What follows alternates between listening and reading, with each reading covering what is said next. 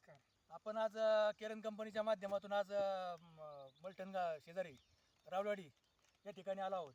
तर मिरचीच्या प्लॉटमध्ये त्यांनी आपली केरन टेक्नॉलॉजी वापरली. तर त्यांची आपण थोडक्यात माहिती घेऊयात. आपलं नाव काय? शिवाजी गुले, राहणार रावडवाडी, तालुका शिरूर. तालुका शिरूर, जिल्हा पुणे. तर आपण आज या मिरचीच्या प्लॉटला केरनची टेक्नॉलॉजी बॉस वापरली. हो. तर बॉसमुळे आपल्या जमिनीमध्ये काय बदल जाणवला तुम्हाला? त्या बॉसमुळं जमीन अशी भुसभुशीत झाली आणि जी मिरचीची जी पान आहे त्याची पत्ती काळुखी आणि साईज बीज बेस्ट वाढली. पांढऱ्या मुळ्यांच्या संख्येमध्ये काय बदल झाला तुम्हाला? पांढऱ्या मुळांची संख्या जर पाहिलं, असं थोडं उकरून पाहिलं तर मुळ्यांची संख्या एकदम प्रचंड आहे. प्रचंड म्हणजे भरपूर प्रमाणात. फुटव्यामध्ये काळुकीमध्ये काळुखीमध्ये नादच करायचं ना, एक नंबर काळुखी, पत्ती बित्ती फुल बिल सेटिंग बिटिंग एकदम. पानांच्या तुलनेत तुम्हाला काय बदल जाणवते? फुलांच्या सेटिंगमध्ये काय बदल जाणवते? फुलाची सेटिंग भारी आहे.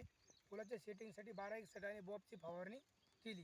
त्यामुळं बॉबच्या फवारणीने सेटिंग आणि जे मिरचीचं जे स्कोर आहे ते येताना ते एकदम लांबी होणार. स्कोर म्हणजे तुमचा वाढला खूप. तर खतांच्या तुलनेत तुम्हाला किती बदल जाणवला? म्हणजे खतं किती प्रमाणात टाकावं लागली? खतं कमी लागली. खताच्या प्रमाणात म्हणजे एक 75% बचत झाली. आणि रोगाच्या किडीचा प्रादुर्भाव तसेच रोगराई बुरशी याच्यामध्ये तुम्हाला 80% बदल झाला. 80% बदल झाला. 80% म्हणजे बदल वातावरणामध्ये तुम्हाला काय बदल जाणवतो?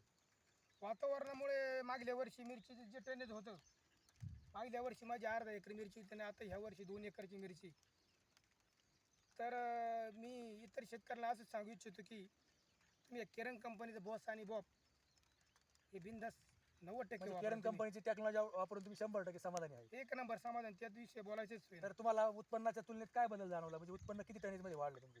उत्पादन एक म्हणजे पहिल्या तोडा 30 ते 40 टन, 30 ते 40% वाढले. 40% वाढलं. म्हणजे काय होतंय, पहिल्यापेक्षा 20% त्याच्यामध्ये ग्रोथ झाली. फरक झाला. साधारणतः तुम्हाला तुमच्या उत्पन्नामध्ये आणि तुमच्या